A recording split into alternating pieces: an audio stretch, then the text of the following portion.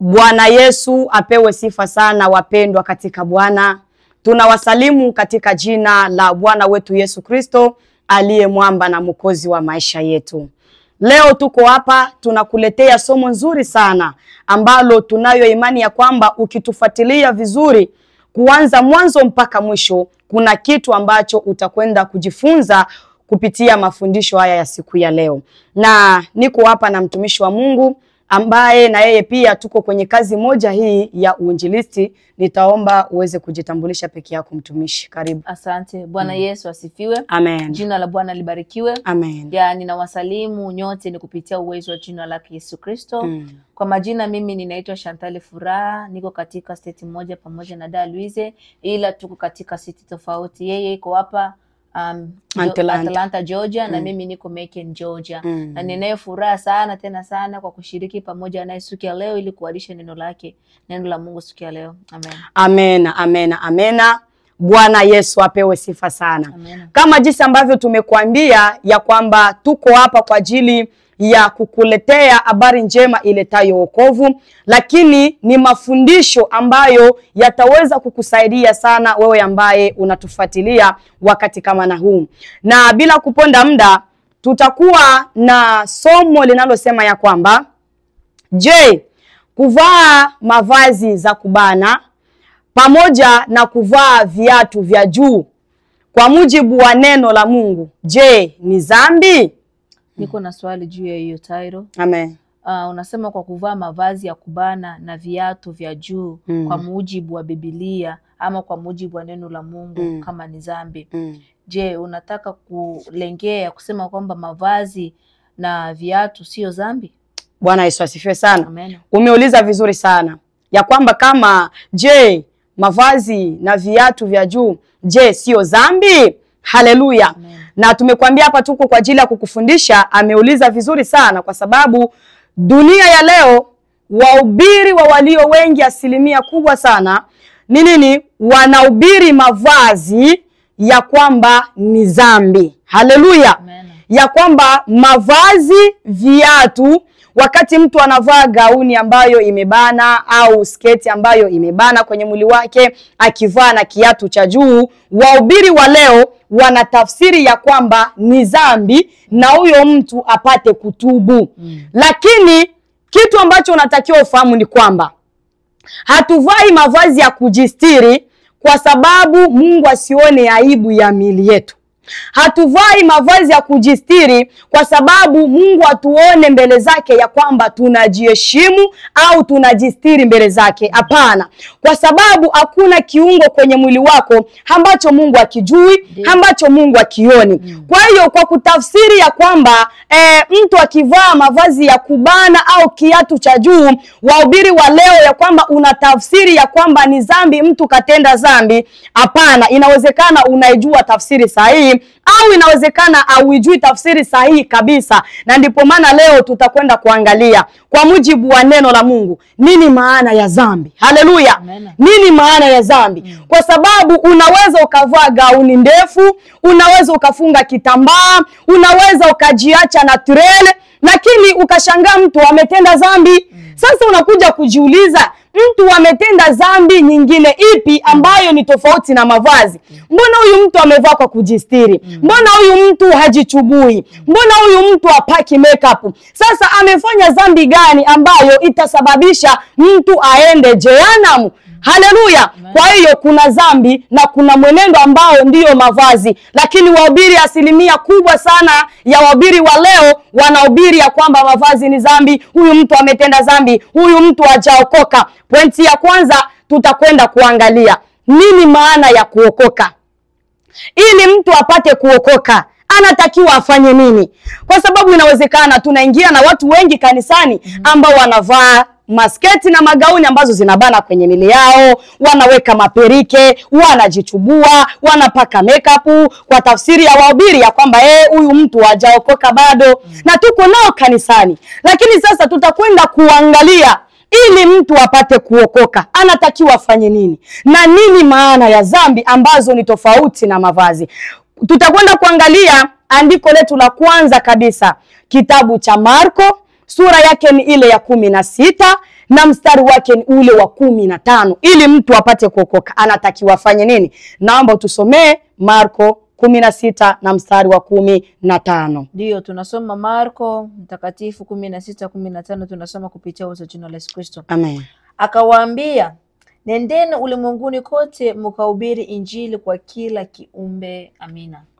Endelea kidogo. Ndio. Hapo Inasema hivi eti aaminie na kubatizwa ataokoka. Asiamini atahukumiwa na ishara na ishara hizi zitafuatana na hao waaminio. Kwa jina langu watatoa pepo, watasema kwa lugha mpya. Amen. Amen. Bwana Yesu asifiwe. Amen. Haleluya watu wa Mungu. Amen. Neno la Mungu linasema hivi ya kwamba enendeni, Yesu Kristo anaanza kutoa agizo ya kwamba enendeni ulimwenguni mote mkaihubiri injili kwa kila kiumbe. Haaminie na kubatizwa huyo mtu ataokoka. Ndio. Kwa kitendo cha mtu kumwamini Yesu anapoisikia injili, kwa sababu injili ni habari njema iletayo wokovu kwa mtu. Wakati mtu anaishi katika maisha ya dhambi, wakati mtu hajaokoka, yule mtu anasikia habari za Yesu, ya kwamba kuna Yesu ambaye alikubali kuyatoa maisha yake kwa ajili ya maisha yako. Kwa nini unaendelea kuishi katika maisha ya dhambi? Yupo mmoja ambaye alikufa na akafufuka kwa ajili ya dhambi zako. Wakati mtu anaposikia hizo habari, huyo mtu kwanza anaamini. Haleluya. Cha kwanza huyo mtu anaamini ya kwamba kumbe yupo Yesu ambaye ataniondolea mizigo ya dhambi. Maana dhambi ni mateso. Biblia inasema kwamba kila atendaye dhambi ni mtumwa wa dhambi. Na ndipo maana dhambi inamtumikisha mtu. Utakuta mtu haujalewa, haujasikia furaha. Mtu haujazini, haujasikia amani. Yaani dhambi inakutumikisha. Bwana Yesu asifiwe sana. Amen.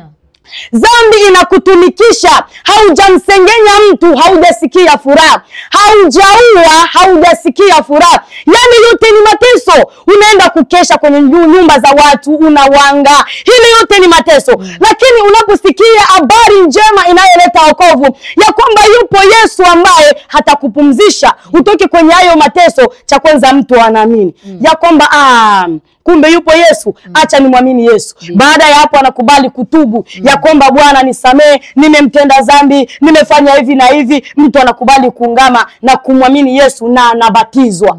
Baada ya kubatizwa anapokea nguvu za Roho Mtakatifu. Bwana Yesu asifiwe sana. Amen. Kwa hiyo ili mtu apate kuokoka anatakiwa kwanza amini. Anapoamini anaokolewa, kwa sababu wapo watu ambao bado hawajamwamini Yesu. Na ndipo maana tumekuambia ya kwamba unaweza ukavaa mavazi marefu, kanzu ndefu, sketi ndefu, unafunga kitambaa, au kama unaweza ukajistiri kabisa kama vile Waarabu, unaacha tu hapa tu macho tu ndio unaonekana. Lakini pasipo kumwamini Yesu Kristo kuwa Bwana na Mwokozi wa maisha yako, wewe moto bado unakusubiri tu. Haleluya. Kwa hiyo wapo watu ambao wanahitajika waokoke kwanza, wamwamini Yesu. Tofauti kwanza na mavazi yao, tofauti kwanza na matendo yao. Maana hata kama utatenda matendo mema na pasipo kumwamini Yesu Kristo ya kwamba yeye ndiye Mwokozi wa ulimwengu mzima, bado wewe unapotea. Kwenye kitabu cha Matendo ya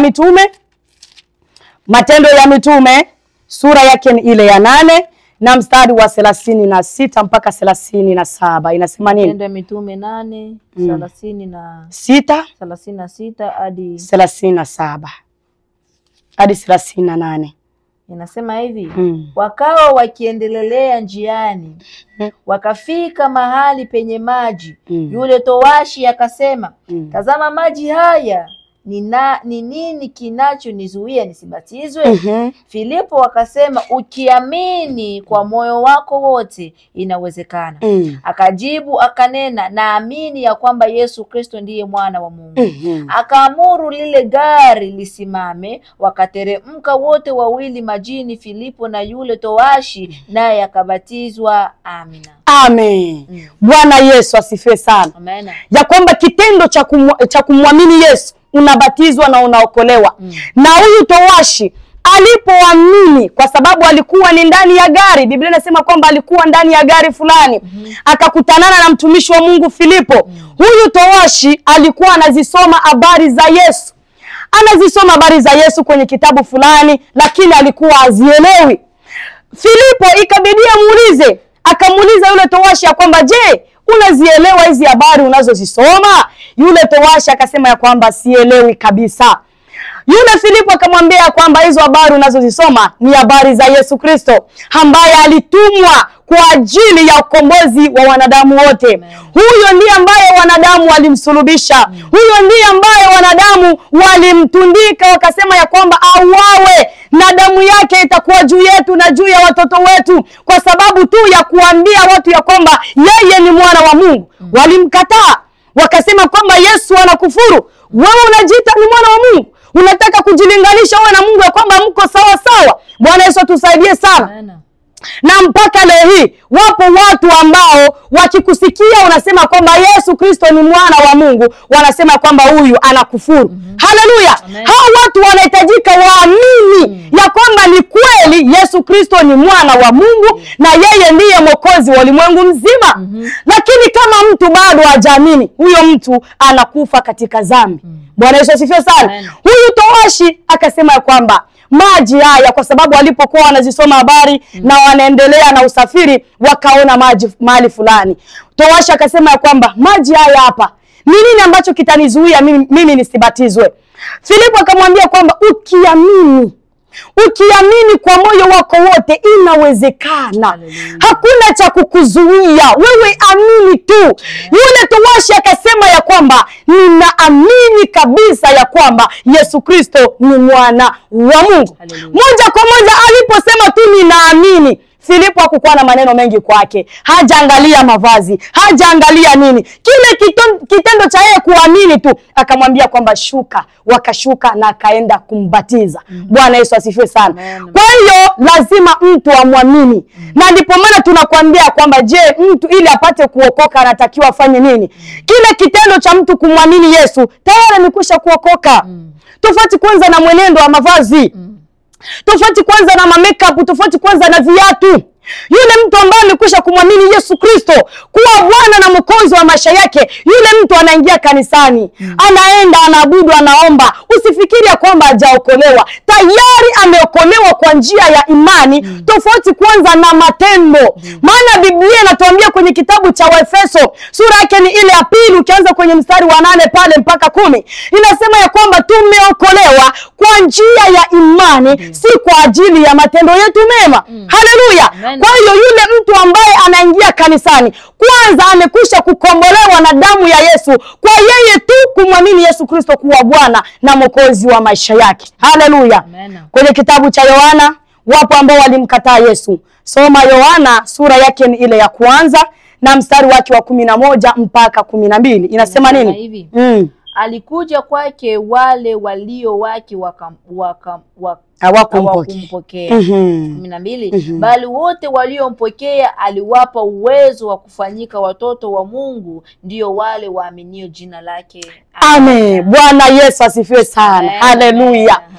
Ya kwamba alikuja kwa walio wake, lakini walio wake walimkataa. Lakini wale wote waliomwamini na kumpokea walifanyika kuwa watoto wa Mungu. Ndio wale waliaminio jina lake. Wale wote ambao wanaingia kanisani, ambao wameamini kupitia jina la Yesu Kristo, wote wamefanyika kuwa wana wa Mungu. Haleluya.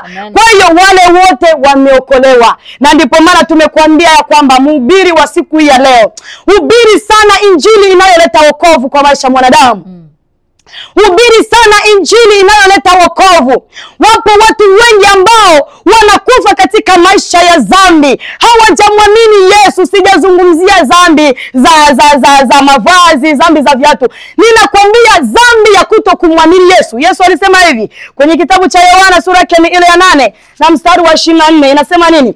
Maana mtu kama hajamwamini Yesu, huyo mtu anakufa katika maisha ya dhambi. Jehanamu ya moto bado inamgoja. Yohana 8:24 inasema nini? Yohana 8:24 inasema hivi.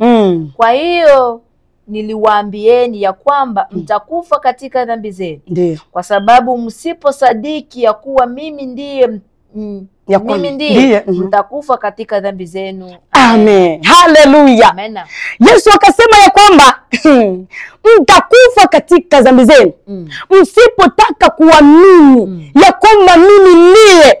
Yesu akasema mimi ni mwana wa Mungu, mimi ni mwokozi wa ulimwengu, lakini Wayahudi walimkataa. Wakasema ya kwamba wewe mtoto wa Yosefu na Mariamu, unakuwaje mwana wa Mungu? Mbona unakufuru? Na mpaka leo hii wapo watu wengi, mataifa, makabila ambao bado hawajamwamini Yesu ya kwamba yeye ni mwana wa Mungu. Hawajaamini Yesu ya kwamba ni kweli alikufa na akafufuka kwa ajili ya dhambi za dunia.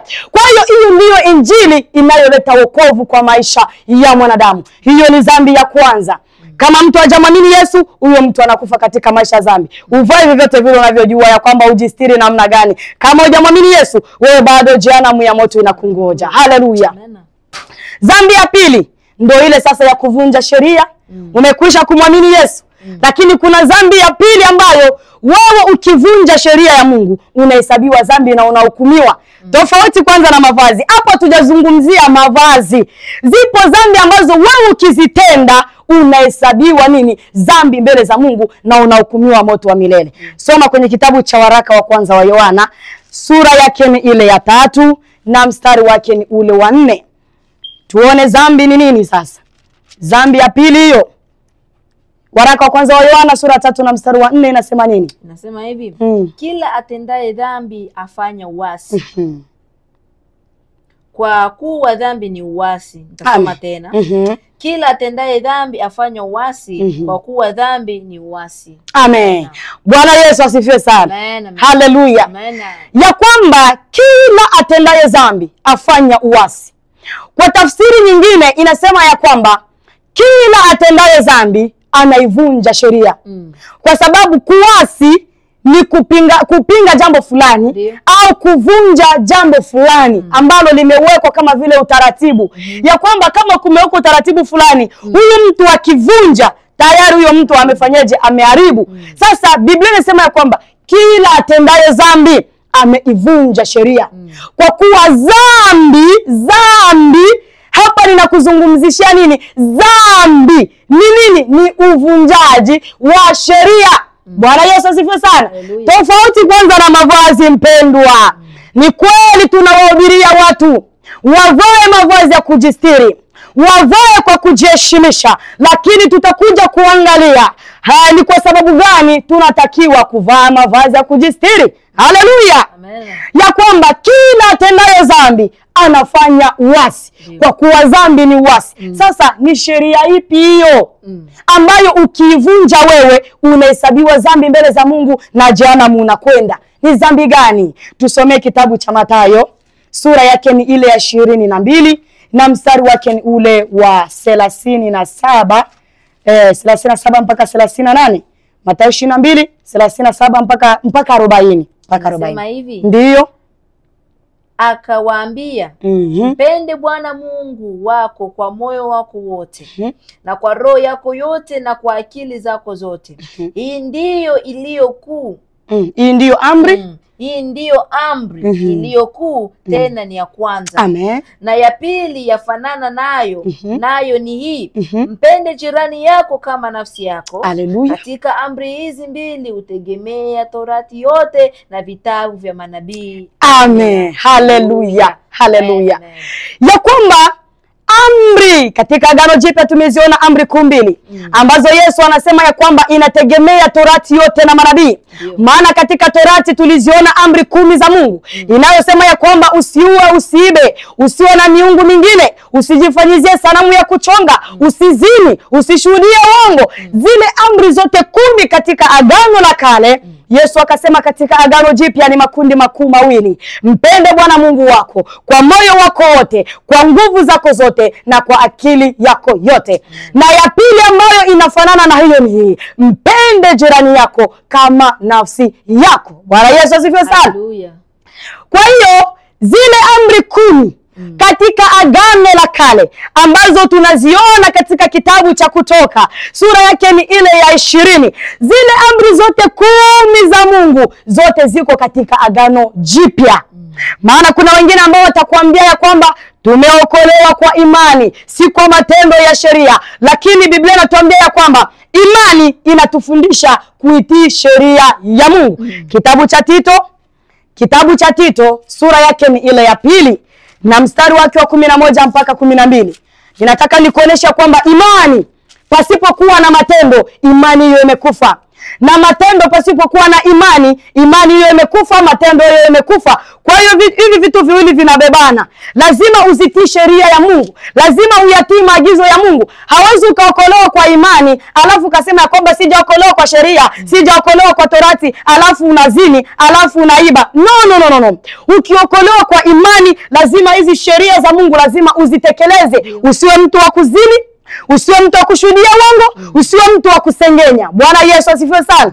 Tito sura yake ya 2 mstari wake wa 11 mpaka 12 inasema nini? Inasema hivi, maana neema ya Mungu iwaokoa wanadamu wote wamefunuliwa. 12 nayo yatufundisha kukataa ubaya na tamaa za kidunia, tupate kuishi kwa kiasi na haki na utaua katika ulimwengu huu wa sasa. Amen. Bwana Yesu asifiwe sana. Amen. Ya kwamba imani iwaokoayo wanadamu wote, imani ya Yesu Kristo ambayo inawaokoa wanadamu wote, kwa sababu tumeokolewa kwa njia ya imani ya kumwamini Yesu Kristo. Lakini nasema ya kwamba imani hiyo inatufundisha nini? Kuitii sheria ya Mungu, kwa sababu tuishi kwa kiasi hapa chini ya jua, tuepukane na tamaa zote za hapa duniani. Tamaa za kidunia unazifahamu: kuzini, uzinifu, uongo, kushuhudia uongo, sijui mambo kaza wa kaza, tamaa za kidunia. Lakini sheria za Mungu zimewekwa pale. Umemwamini Yesu, lakini uziangalie na sheria za Mungu, kwa sababu zile ndizo ambazo zitakuongoza vizuri uishi kwenye maisha ya utaua. Haleluya. Ili uishi kwenye maisha ya utaua hapa chini ya jua. Hauwezi ukaishi maisha ya utaua hapa chini ya jua kama bado wewe unazini, kama bado wewe unaua, kama bado wewe unashuhudia uongo. Hauwezi ukaishi maisha ya utaua. Kwa hiyo tunaokolewa kwa imani, na imani hiyo ya Yesu Kristo inatufundisha kuitii sheria ya Mungu. Soma kwenye kitabu cha Methali 6 sura yake ni ile ya 23. Methali 6:23 nasema nini? Methali 6:23 nasema hivi, maana maagizo haya ni taa, na sheria hiyo ni nuru, na maonyo ya kumuridhisha mtu ni njia ya uzima. Amen. Haleluya. Ya kwamba sheria ya Mungu ni taa, na maagizo ya Mungu inamuongoza mwanadamu kwa kuweza kupata njia ya uzima wa milele. Kwa hiyo maagizo, sheria ni taa. Haleluya. Ni taa ambayo ukiishi na kufuata mwongozo vizuri, utaishi kwa kiasi hapa chini ya jua, na itakuongoza kwa kuweza kupata uzima wa milele. Hauwezi ukapata uzima wa milele hata kama umemwamini Yesu, lakini uko bado unazini. Kwenye kitabu cha Ufunuo sura yake ya 21 na mstari wa 8 pale inasema ya kwamba wasioamini, waoga, wasingiziao, wazinzi na watu wote watendao mambo mabaya, sehemu yao ni katika ziwa liwakalo moto na kiberiti. Hii ndiyo mauti ya pili. Bwana Yesu asifiwe sana. Kwa hiyo maandiko yanathibitisha wazi ya kwamba wewe mwamini Yesu Kristo, lakini kama bado unazivunja sheria za Mungu, fahamu ya kwamba jehanamu ya moto inakusubiri. Tofauti na mavazi, bado hakuja kuwa mavazi. Na ndipo maana tumekuambia kwamba kuna mtu anavaa vizuri lakini katenda dhambi. Kwa hiyo mavazi ni mwenendo lakini sio dhambi. Bwana Yesu asifiwe sana. Lakini inakuja kutokea dhambi kwako pale mwanadamu mwingine anaposhawishika kutokana na mavazi yako ambayo umeyavaa. Haleluya. Kwa hiyo tumekuonyesha kwanza hizo hatua mbili za mtu apate kuokoka. Hatua ya kwanza, Mwamini Yesu Kristo kuwa Bwana na Mwokozi wa maisha yako. Kama bado hujamwamini Yesu Kristo ya kwamba yeye alikufa na akafufuka kwa ajili ya dhambi zako, moto wa jehanamu unakusubiri. Lakini dhambi za pili ni zile ambazo wanadamu wanazivunja sheria za Mungu. Ukivunja sheria ya Mungu, hata kama umekwisha kuokoka, fahamu ya kwamba jehanamu ya moto inakusubiri. Hizo ni dhambi mbili. Twende tuangalie sasa ni kwa sababu gani tunalazimika kuvaa mavazi ya kujistiri. Maana tumekuambia ya kwamba hatuvai mavazi ya kujistiri kwa sababu Mungu atuone ya kwamba tumejistiri mbele zake. No! Hatuvai mavazi ya kujistiri kwa sababu Mungu asione aibu ya miili yetu. Tumekuambia ya kwamba Mungu ndiye ambaye alikuumba wewe. Na kama ni yeye ambaye amekuumba, anajua mwili wako wa ndani na wa nje namna ulivyo. Lakini sasa ni kwa sababu gani tunatakiwa kuvaa mavazi ya kujistiri? Hapa ndipo palipo na kujikana. Yesu akasema ya kwamba kila hatakaye kubali kunifuata mimi na ajikane mwenyewe. Haleluya. Ya kwamba kila atakaye kubali kunifuata mimi na kubali kujikana mwenyewe na ubebe msalaba wake au bebe msalaba wake na anifuate siku zote. Kujikana kwa kwanza ni kule kwa kumwamini Yesu. Kwa sababu wapo ambao wanakataa kumwamini Yesu kwa sababu ya familia. Wapo wengi ambao tunawashuhudia, Waislamu, wa Buddhisme, maimani mbalimbali huko. Anakuambia kwamba kwenye dini yetu nikiamini tu Yesu watanikata kichwa. Haleluya. Ya kwamba nikimwamini Yesu watanikata mkono, watanikata kichwa, watanikata mguu. Kwa hiyo sitakiwi kumwamini, hata kama anajua ukweli kwamba Yesu ndio njia ya kweli na uzima. Anashindwa kumwamini Yesu kwa sababu tu anaogopa familia yake itamtenga, anaogopa dini yake itafanyeje, itamshughulikia kwa kumkata kichwa.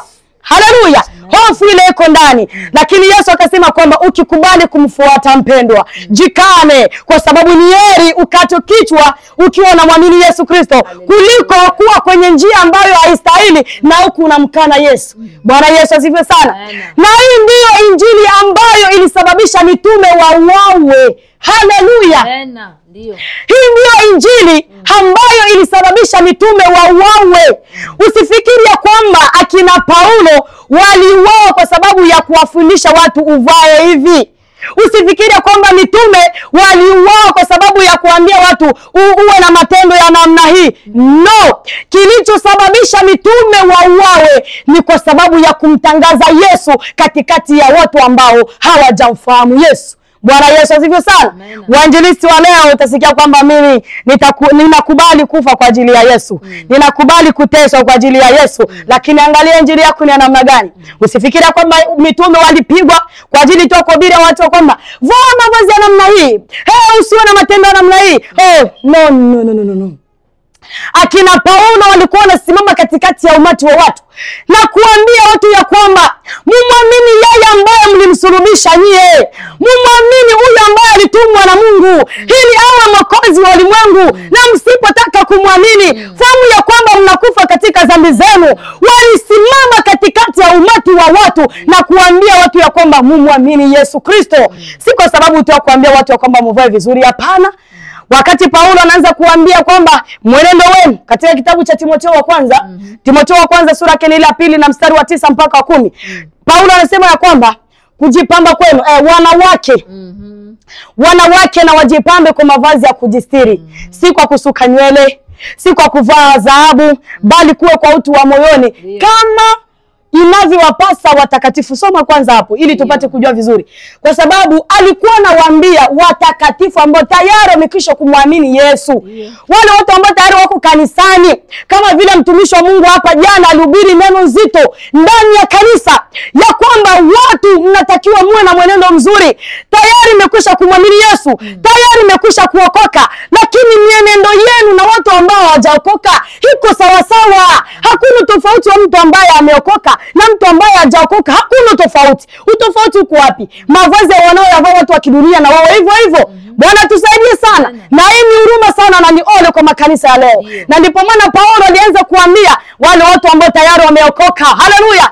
Wale watu ambao tayari wameokoka sasa ya kwamba mwenendo wenu sasa unastahili uwe kama inavyopasa injili ya Kristo. Timotheo wa kwanza sura ya 2 anza kwenye mstari wa 9 mpaka ule wa 10 inasema nini? Inasema hivi. Vivyo hivyo wanawake na wajipambe kwa mavazi ya kujistiri, pamoja na adabu nzuri na moyo wa kiasi, si kwa kusuka nywele wala kwa dhahabu na lulu wala kwa nguo za thamani, bali kwa matendo mema kama impasavyo wanawake wanaomkiri uchaji wa Mungu. Amen. Haleluya. Amen. Ya kwamba kama inavyowapasa wanawake ambao wanaoukiri uchaji wa Mungu. Ina maana alikuwa anaanza kuambia sasa makanisa. Haleluya. Anaanza kuambia sasa makanisa ambao tayari wameamini. Hakukuwa anawaambia watu ambao hawajaamini. Kama vile leo wahubiri wengi wa sasa hivi ya kwamba uko Muislamu sawa, uko Buddhism sawa, uko Muhinduism sawa, lakini Ukristo ni kuwa na matendo mema, hiyo inatosha. Ukristo ni kuvaa vizuri, hiyo inatosha. Hapana. Paulo alianza kuambia watu ambao tayari wamekwisha kumwamini Yesu, wamekwisha kukubali kwamba Yesu Kristo ndiye Mwokozi. Anawaambia sasa ya kwamba jamani, mmeokoka ndio, mmemwamini Yesu ndio, lakini sasa mwenendo wenu sasa unatakiwa kama vile watu ambao wanamwamini Yesu, kama vile watu ambao wanaukiri uchaji wa Mungu ndani ya mioyo yao. Zamani ulikuwa kwenye maisha ya usharati, ulivaa mavazi ya aibu kwa sababu ya kumtega mwanaume. Ulivaa masuruali kwa sababu ya kumtega mwanaume. Sasa umekwisha kuokoka, ukamwamini Yesu. Yesu ni Bwana na Mwokozi wa maisha yangu, ndio. Sasa tena umekuja kanisani, umekuja huku kwa Yesu tena na mavazi yale yale. Haleluya. Ya kwamba tena unakuja na mavazi yale yale. Hapana. Mtumishi wa Mungu jana aliponda neno ambalo Roho Mtakatifu alimuongoza ya kwamba kanisa kuweni tofauti na watu wa kidunia. Watu ambao mmekwisha kumwamini Yesu Kristo kuwa Bwana na Mwokozi wa maisha yenu, lazima matendo yenu na mwenendo wenu uipase kuwa kama vile inavyopasa Injili. Bwana Yesu asifiwe sana. Ya kwamba Paulo alikuwa anasimama na kuwahubiria watu ya kwamba muokoke, muamini. Lakini kwanza alikuwa na dili na wale watu ambao hawajamwamini Yesu. Haya mengine yote anakuwa anaanza kuambia sasa mwenendo wenu wewe hivi. Yaani akina Petro wote. Petro anasema kwamba kujipamba kwenu kusio kwa hivi. Anaanza kuambia sasa kanisa ambao tayari wamekwisha kumwamini Yesu. Haleluya. Wainjilisti, tusimame kwenye imani ya kweli. Tusimame kwenye injili ya kweli inayoleta wokovu kwa maisha ya mwanadamu. Usimwambie mtu ya kwamba uvae tu vizuri inatosha, utende tu matendo mema inatosha, lakini mwambie ya kwamba tenda matendo mema sawa, vaa vizuri sawa, lakini mwamini Yesu Kristo kuwa Bwana na Mwokozi wa maisha yako, kwa sababu yeye ndiye njia na kweli na uzima wa maisha yetu. Bwana Yesu asifiwe sana. Soma andiko moja kwenye kitabu cha Matendo ya Mitume. Hilo andiko limekuja tu kwa sababu ya kutaka kuambia wale watu ambao wapate kuelewa Paulo. Matendo ya Mitume sura 17, usome mstari wa 2 mpaka wa 4. Matendo ya Mitume 17, wanze 2 mpaka 4 inasema nini? 2 hadi 4 inasema hivi. Na Paulo kama ilivyokuwa desturi yake, akaingia mle walimokuwa akaojiana nao kwa maneno ya maandiko Sabato 3, akiyafanua na kuwaeleza ya kwamba ilimpasa Kristo ateswe na kufufuka katika wafu, na ya kwamba Yesu huyo ninayewaambia nyinyi habari zake ndiye Kristo. Haleluya. Wengine miongoni mwao wakaamini, wakamfuata, na Paulo na Sila Wagiriki waliomcha Mungu wengi sana, na wanawake wenye cheo si wachache. Haleluya. Amena. Amena. Hapo nimekuonesha tu namna ambavyo Paulo alikuwa anasimama katikati ya watu. Ndio. Watu ambao hawajamwamini Yesu. Paulo anasimama katikati ya umati wa watu ndani ya Sabato. Anawaambia watu ya kwamba yupo Kristo ambaye alikufa na akafufuka kwa ajili ya maisha ya wanadamu wengine. Ya kwamba huyu Kristo ninayemhubiria katikati yenu ndiye Mwokozi. alipokuwa akihubiri habari za Yesu, ya kwamba yeye ndiye ambaye alikufa na kufufuka, watu walio wengi wakaamini. Wakamwamini Yesu, wakashikamana na Paulo, na wanawake kaza wakaza wenye vyao vyao vizuri wakashikamana na Paulo. Haijalishi una cheo cha namna gani, lakini pasipo kumwamini Yesu Kristo kuwa Bwana na Mwokozi wa maisha yako, bado unaipotea njia. Maisha yote tunayoyafanya hapa chini ya jua ni ya kupita tu. Uwe na cheo cha namna gani, uwe na magari, uwe na vitu vya fahari, lakini kuna siku utakufa na utaviacha. Lakini cha msingi tafuta njia. Cha msingi ni kutafuta njia, na njia hiyo ni Yesu Kristo peke yake. Akasema kwenye kitabu cha Yohana sura yake ni ile ya 14 na mstari wa 6, ya kwamba mimi ni njia na kweli na uzima. Mtu haji kwa Baba ila kwa njia ya mimi. Una cheo cha namna gani, una pesa za namna gani, una magari ya namna gani, lakini mpaka umwamini Yesu Kristo kuwa Bwana na Mwokozi wa maisha yako. Haleluya. Twende tuangalie sasa ni kwa sababu gani tunatakiwa kuvaa mavazi ya kujistiri. Ni kwa sababu gani? Pointi ya kwanza, tunavaa mavazi ya kujistiri kwa sababu ya faida ya mtu mwingine asiingie kwenye dhambi ya tamaa, asitende dhambi ya tamaa. Maana kuna namna ambavyo wewe ukivaa mavazi ambayo haistahili, kuna ushawishi mkubwa wa mtu akikuona anaanza kutamani. Mabinti mnaoimba madhabahuni, unapovaa vazi ambalo utakuta wengine ni wanene, mwili uko hivi, tena anaenda kuvaa kanzu au sketi, yote inabana kwenye mwili. Wakati unasimama madhabahuni, wachungaji wanakuona. Wakati mwingine unawapatia taabu wachungaji, wanakuwa wanapeleka macho hivi, wapeleke macho hivi kwa sababu ya mwili wako uko hivi kwenye sketi au kwenye gauni. Lakini umekwisha kujijua kwamba wewe umeokoka. Jitahidi kuvaa mavazi ya kujistiri kwa sababu ya kutunza heshima ya mwili wako, kwa sababu ya kumsaidia mtu mwingine asifanyeje, asishaushike na dhambi ya tamaa. Kwenye kitabu cha Mathayo sura yake ni ile ya 5, Mathayo 5:27 mpaka 28 inasema nini? Mathayo 5:27 hadi 28 ndio inasema hivi. Mumesikia kwamba imenenwa usizini. Lakini mimi nawaambia, kila mtu atazamaye mwanamke kwa kumtamani amekwisha kuzini naye moyoni mwake. Amen. Amen. Bwana Yesu asifiwe sana. Amina. Ya kwamba Yesu ananukuu agano la kale kule, ya kwamba mmesikia kwamba usizini. Ukizini unapata adhabu. Lakini Yesu akaleta amri nzito. Wapendwa mabinti mnaoimba kanisani, mabinti mnaoimba ndani ya vyumba vya maombi, Yesu Kristo alitoa amri nzito katika agano jipya ambayo iko na afadhali katika agano la kale. Agano la kale mpaka uzini ndio unahesabiwa umetenda dhambi. Lakini Yesu akasema ya kwamba kila amtazamaye mwanamke kwa kumtamani tayari amekwisha kuzini naye moyoni mwake. Na ni kweli kuna vijana wengi ambao wanatoa ushuhuda, wanapomuona mwanamke yuko kwenye maumbile ya mvuto wanajizini peke yao, wanajisababisha kujifanyizia mambo mbalimbali za kutoa tamaa. Haleluya. Lakini wewe unatakiwa kuvaa mavazi ya kujistiri kwa sababu ya kulinda utakatifu wa mtu mwingine. Maana vile ambavyo anakuona wewe, kuna namna ambavyo anashawishika, kuna namna ambavyo anaingiwa na tamaa. Unaweza kusema kwamba tamani tamaa tu, hata ukivaa kitambaa, hata ukivaa gauni ndefu, wakutamani ni wakutamani tu. Ni kweli, sijakataa. Na ndipo maana hata baadhi ya vyumba vya maombi kunatokea mamimba na wanavaa kwa kujistiri. Lakini usisahau ya kwamba kuna vitu ambavyo vinaongeza ushawishi wa dhambi ya tamaa. Kuna vitu ambavyo vinachochea sana nini? Uzinifu. Yaani utakuta akiona mwanamke namna ambavyo amevaa, kama ni suruali, kama ni sketi, kama ni nguo ambayo imeacha mikono yote wazi, inachochea sana, tofauti na mtu ambaye amevaa gauni ambayo imeustiri mwili wake vizuri. Bwana Yesu asifiwe sana.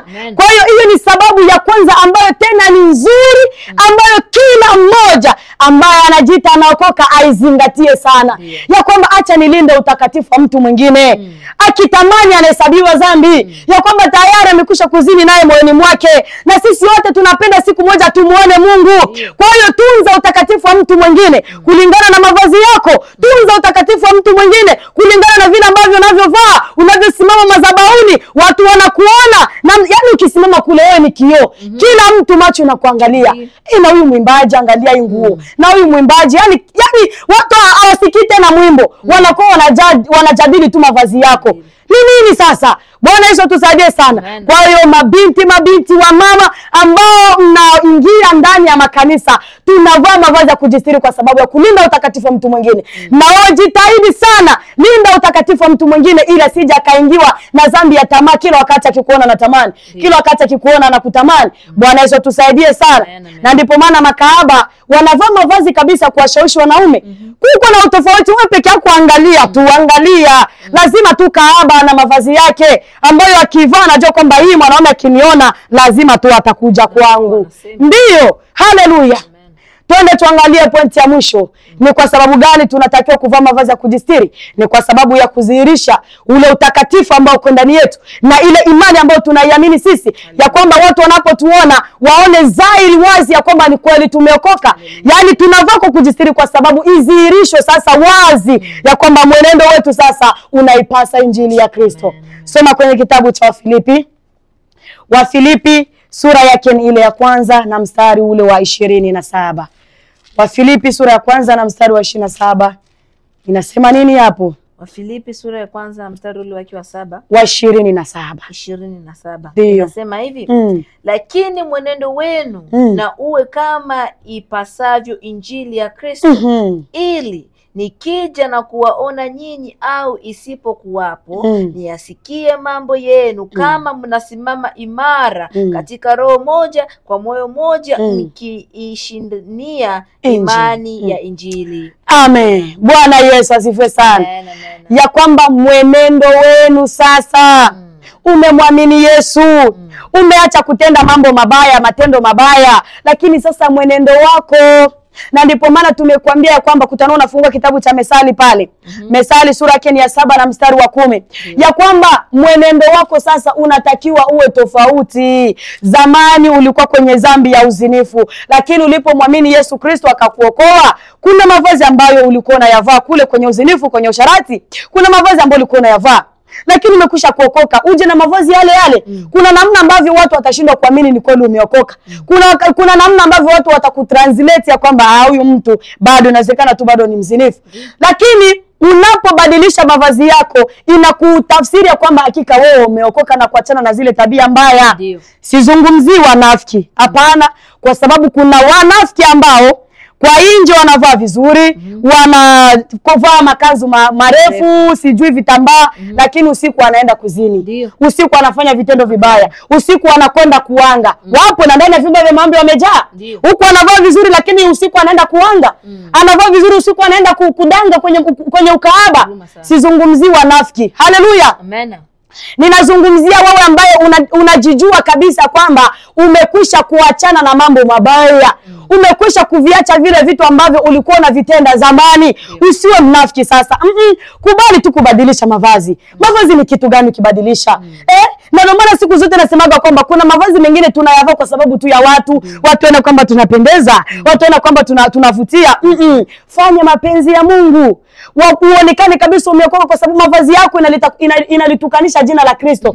Ya kwamba huyu mtu ndo wa Kristo hapa. Haleluya. Kama vile jana ulivyosema kwamba jamani, na hawatasema Mkristo mmoja.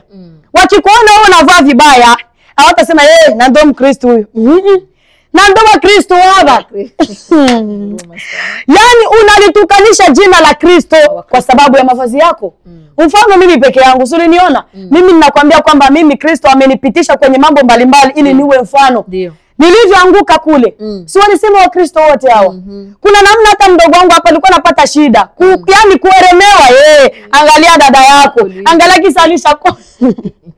Angalia jinsi ameshakuwa. Amekuwa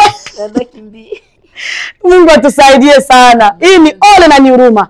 Mavazi yetu inalitukanisha jina la Kristo. Mavazi yetu inawatukanisha watumishi wenzetu. Mavazi yetu inawatukanisha wachungaji wote. Mavazi yetu inawatukanisha wainjilisti wote. Ya kwamba ndo wainjilisti hawa, ndo ambao wanamwamini Yesu hawa. Kwa hiyo jina la Yesu linatukana kwa sababu yako tu. Kama umeamua kumfuata Yesu, ingia gharama sasa. Ndio maana tumekuambia kwamba kuna gharama. Kwanza umwamini Yesu, maana utapigwa na kutukana kwa ajili ya familia, lakini ukubali tu kumwamini Yesu. Na kuna gharama nyingine sasa ya kuachana na vitu vibaya. Viache ili mwenendo wako sasa uonekane ni kweli umeokoka. Soma andiko hilo la mwisho. Kitabu cha Mithali 7:10 nasema hivi, eti na tazama mwanamke akamkuta ana mavazi ya kikahaba mwerevu wa moyo. Amen. Bwana Yesu asifiwe. Ya kwamba akamkuta mwanamke kahaba mwerevu. Makahaba siku zote ni werevu. Na ndipo maana kuna baadhi ya mavazi Mungu anafunulia manabii wake, usivae mavazi ya namna hii. Ni ubunifu wa nini? Wa njia za ukahaba kwa ajili ya kuangusha watu. Kuna baadhi ya viatu ambavyo, kwa sababu tulizungumzia kwamba na viatu je ni dhambi, kuna baadhi ya viatu pia ambazo vinakuja kwa fashion ya makahaba. Makahaba wanaenda na fashion. Makahaba wanatafuta vile viatu vya mvuto. Na kuna vingine kabisa vinatengenezwa kuzimu kwa ajili tu ya kuja kuliangusha kanisa la Mungu. Bwana Yesu asifiwe sana. Lakini unapoongozwa na Roho wa Mungu atakwambia achana na kiatu, uwe kama vile mtu wa Mungu haustahili kukivaa.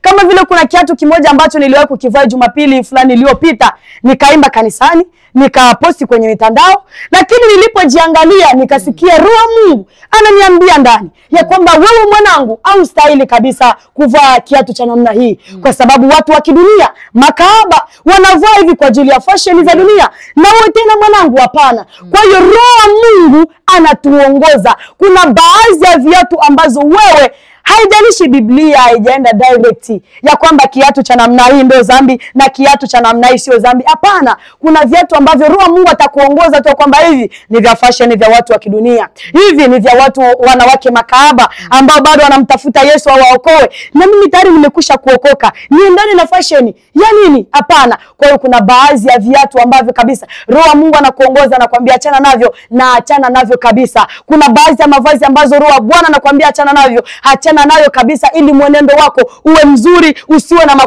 kunyanzi, usiwe na malawama kwamba yeye na huyu hivi amekoka, huyu na hivi. Hapana. Kwa hiyo unapoongozwa na Roho Bwana, achana na mambo ambayo yampendezi Mungu na mambo ambayo yanafurahisha Mungu, shikamana nayo, na Mungu awabariki. Amen. Sijui kama una la kuongezea. Sina na la kuongezea, lakini neno hili liwafikie watu. Amen. Kwa maana ni maneno mazito sana ambayo Roho anasema, kama vile kitabu cha Ufunuo kinatuambia, eti mwenye masikio na asikie neno ambalo Roho ayambia makanisa. Haleluya. Bwana Yesu asifiwe sana. Amen. Hii neno nalikufikie wewe, na Mungu akubariki, na Mungu akubariki pia mtumishi wa Mungu. Amen, amen, amen. Ubarikiwe na wewe pia kwa kazi kubwa ambayo umefanya leo. Mungu abariki, tutakutana na wakati mwingine. Shalom, shalom.